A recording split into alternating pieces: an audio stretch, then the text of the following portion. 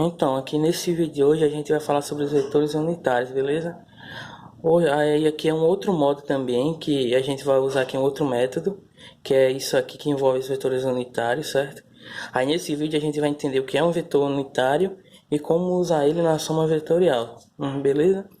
Então, primeiro, o que é um vetor unitário? Um vetor unitário é aquele vetor que possui módulo igual a 1, certo? Onde esse vetor unitário ele é uma grandeza adimensional, ou seja, ele não possui unidade, certo? O único objetivo aqui do vetor unitário é apontar, certo? Ou seja, ele vai descrever uma direção e um sentido no espaço, certo? Além disso, quando a gente estiver trabalhando com as componentes dos vetores, ele vai fornecer uma notação que é bem conveniente, quando a gente estiver fazendo os cálculos da soma vetorial, que a gente usar as componentes de um vetor, certo? Normalmente, para a gente representar um vetor unitário, para diferenciar ele de um vetor comum, que como a gente sabe, o vetor comum, a gente usa a letra e põe aqui a seta em cima da letra, certo? Então, isso aqui é o modo como a gente representa um vetor comum. Só que para a gente indicar que um vetor é unitário, a gente faz ele da seguinte forma. A gente pega a letra, em cima dessa letra, no lugar da gente colocar essa seta aqui, a gente vai e coloca o acento circunflexo, certo? Então, esse modo aqui é como a gente vai representar um vetor unitário, certo? E os vetores unitários que, assim, as letras mais usuais para a gente representar um vetor unitário é a letra I, a letra J com chapeuzinho em cima e a letra K também com chapeuzinho em cima, certo? Onde, nesses dois primeiros casos aqui, ou seja, aqui na letra I e na letra J, eles a gente vai usar esses vetores unitários aqui quando a gente estiver trabalhando em duas dimensões. Já quando a gente for trabalhar nas três dimensões, certo? A gente vai usar essas três letras aqui, onde cada uma dessas letras aqui, ela aponta no sentido de um dos eixos, certo? Então, essa letra I aqui, ela vai apontar no sentido positivo do eixo X. Já a letra IJ aqui, ela vai apontar no sentido positivo do eixo Y. E a letra K, com esse chapeuzinho em cima, certo? Vai apontar no sentido positivo do eixo Z, quando a gente estiver trabalhando em três dimensões, certo? Então, para a gente representar aqui um vetor unitário em um sistema de coordenadas, a gente faz o seguinte. Deixa eu só levantar aqui mais um pouco aqui a folha, certo? A gente vai fazer a representação dele aqui. Primeiro, a representação aqui do vetor unitário. Primeiro a gente vai fazer aqui no plano 2D, certo? Aqui num plano onde a gente vai ter apenas duas dimensões. Deixa eu desenhar aqui o plano cartesiano. Aí a gente tem aqui o eixo X, o eixo Y.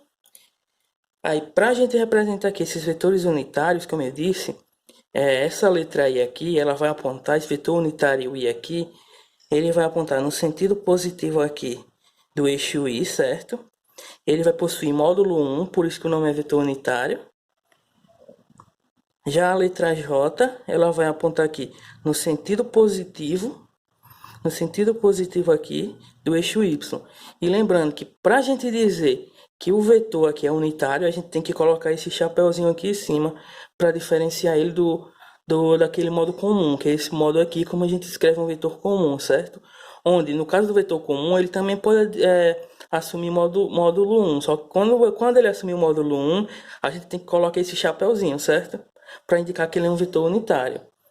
Já para a gente representar os vetores unitários em um sistema de coordenadas 3D, ou seja, no espaço, a gente, além dessas duas dimensões aqui, desse eixo Y, desse eixo X, a gente tem que colocar um outro eixo, certo? Então a gente vai ter aqui o seguinte esquema. Aqui, onde aqui é o eixo Y, aqui é o eixo Z, e aqui é o eixo X. E outra coisa aqui que a gente tem que prestar atenção é que esse eixo com esse eixo aqui, ele faz 90 graus, certo? Esse eixo Y esse eixo Y com esse eixo X também faz 90 graus, certo? E o eixo Z com o eixo X também faz 90 graus. Aí, para a gente colocar os vetores unitários aqui no espaço, a gente vai fazer aqui a mesma coisa que a gente fez aqui, só que agora adicionando esse outro eixo aqui. Então, a gente vai ter um vetor apontando no sentido, um vetor unitário apontando no sentido positivo do eixo Y, que a gente sabe aqui que é o vetor unitário J. Nós vamos ter um vetor unitário apontando aqui no sentido positivo do eixo X, que é o vetor unitário I. E a gente agora tem o terceiro vetor unitário aqui, que é o vetor unitário K, que ele aponta no sentido positivo do eixo Z. Onde, como eu já falei, esse aqui tem módulo 1, esse tem módulo 1 e esse aqui também tem módulo 1, certo? E caso a gente queira representar um vetor em termos de suas componentes, certo? Em relação ao vetor unitário, a gente faz do seguinte modo, certo? Vou refazer aqui esse mesmo esqueminha, certo? Em um plano 2D de início, que é pra gente ver logo aqui em 2D, no plano. Tenho aqui o eixo X, o eixo Y, certo? Aí tenho aqui o vetor A. Aí tenho aqui a componente do vetor A, que é a componente X do vetor A. Aí eu tenho aqui também a componente Y do vetor A, certo? Onde a soma vetorial dessas duas componentes, como a gente já viu, é igual aqui ao vetor A, certo? Aí o próximo passo agora, para a gente representar esse vetor aqui, em termos de suas componentes, essas componentes em relação ao vetor unitário, é a gente pegar e escrever o vetor unitário, certo? Onde a gente vai ter o vetor unitário para cá, que é o vetor unitário I, e a gente vai ter aqui o vetor unitário J, que aponta nesse sentido aqui positivo de Y, certo? E disso aqui, agora que a gente tem esse vetor unitário, a gente tira que a componente X do vetor A, a gente pode representar do seguinte modo, certo? O módulo da componente vezes o vetor unitário I. Do mesmo modo aqui, o módulo da componente Y vezes o vetor unitário J. Então, eu posso dizer que a componente X do vetor A vai ser igual a X vezes o vetor unitário I. A mesma coisa também eu posso dizer para a componente Y, que a componente Y vai ser AY vezes o vetor unitário J. E para eu representar a soma vetorial que representa aqui o vetor A, eu vou ter que o vetor A, como a gente já viu, vai ser igual a componente X do vetor A mais a componente Y do vetor A, certo? Só que como a gente viu aqui com esse esquema aqui, que a componente X do vetor A vai ser igual a AX, certo? Mas, onde aqui a componente Y do vetor A vai ser igual a AY vezes J. Então, além de eu escrever o vetor A em termos aqui de suas componentes, onde a gente tem aqui essa soma vetorial, certo? Eu também posso escrever desse outro forma aqui em termos dos vetores unitários, ok? Onde isso aqui, lembrando, é uma soma vetorial, por isso que a gente chega aqui a esse resultado, certo? Agora, caso a gente queira fazer aqui a representação, uma soma vetorial, certo? No caso aqui de 12 vetores, a gente tem o seguinte, a gente pode fazer o seguinte, ó, certo? Que essa soma vetorial, a gente vai representar a soma vetorial de 12 vetores, onde eu tenho aqui, um dos vetores que eu vou usar vai ser o vetor A, onde escrevendo o vetor A, pelo que a gente viu até agora, a gente tem que vai ser AX na direção I, mais AY na direção J, certo?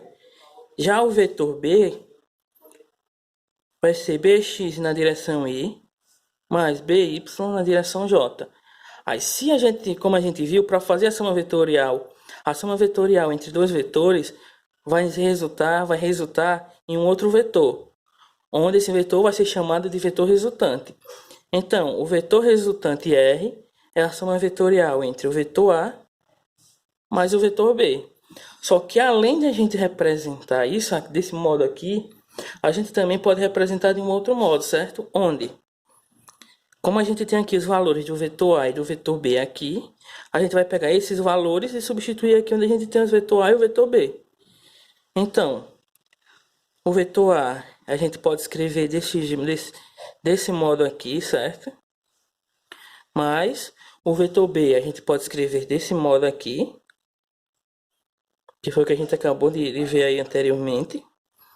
E agora o próximo passo, se a gente quiser continuar, a gente poderia parar aqui, poderia, só que para organizar melhor, a gente vai pegar tudo que está em função de I e tudo que está em função de J, ou seja, a gente vai pegar esse AXI mais esse BXI, vai juntar ele, a gente vai ter AXI mais BXI, mas agora a gente pega tudo que tem J, AYJ mais BYJ, certo?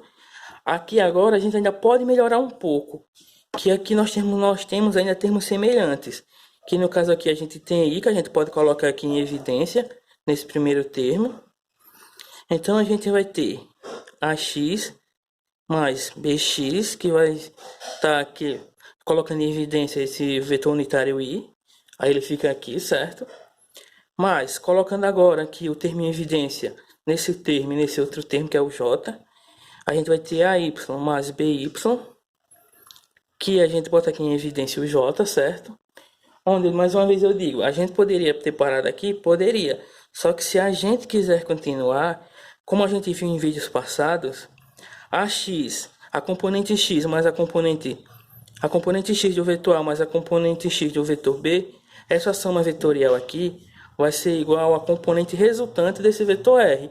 Ou seja, isso aqui vai ser igual a Rx. Então eu posso substituir isso aqui por Rx. E eu simplesmente coloco aqui, ó. Coloco a direção aqui, que é esse vetor unitário ainda. Aí a mesma coisa eu faço aqui. A componente y do vetor A mais a componente y do vetor B vai estar uma componente resultante y, que vai estar na direção j. Beleza?